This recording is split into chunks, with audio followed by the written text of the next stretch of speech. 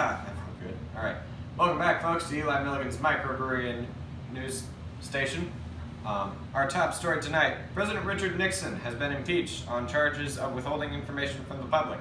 He apparently has withheld a large amount of tapes of him talking to congressmen and all sorts of other officials about information that he has withheld from the American public about not only the Vietnam War, but many others. This is in connection to the Watergate scandal, which has recently been revealed by reporters from our very own news station. We will go live to one of them now. Eli number 2, what have you got for us? Here outside of the Senate chambers where Nixon will shortly be going on trial. I believe he's going on now. We'll go live to the Senate chambers where Nixon will be going in front of the Senate for his impeachment. Mr. Nixon, thank you for coming to your impeachment hearing.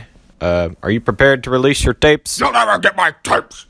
Mr. Nixon... Nothing happened in those 18 minutes! You'll never get my tapes! Mr. Nixon, you have to release these tapes by order of You'll never get the tapes! Nixon started out being a pretty legit dude. Then he got elected and found out the government had been lying to the public about all sorts of stuff, and he was like, dang, I guess I need to do that too. And so Nixon kept on lying to the public for a while about all the same stuff. And this stuff was like really bad too. So then people found out about these tapes that Nixon had because he'd been so paranoid about getting caught that he started recording people that came to talk to him on these tapes. And they were all like, hey, that's not cool, man. These tapes had some really bad, really secret stuff. You might be asking, how bad? So bad that Nixon destroyed 18.5 minutes of the tapes and no one's heard them but Nixon. It was like Area 51 level stuff.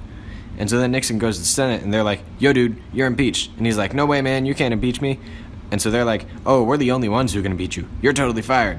And so they tried him and found him guilty and ordered him to release the tapes. And he did, except the lost 18.5 minutes, which are still lost because he destroyed them. And so Nixon was like, dang, I'm in a tight spot. I'm going to lose the presidency. So he made a deal with his new vice president, Gerald Ford. He was like, hey man, I'm out. You're the president now. He was like, all right man. And so his wife told her cousin, told her repairman, who told his son, who told his best friend, who told his parents, who told my wife, who told me this morning over dinner. But you didn't hear from me. Okay, that was a lot of facts. Yes, it was. Do you happen to have anything on the corpse? Actually, I do. The case itself is pretty open and shut. Nixon, it was pretty obvious that he was guilty, so the courts just sort of found him guilty and had him impeached. Wait, but wasn't Nixon not actually fired?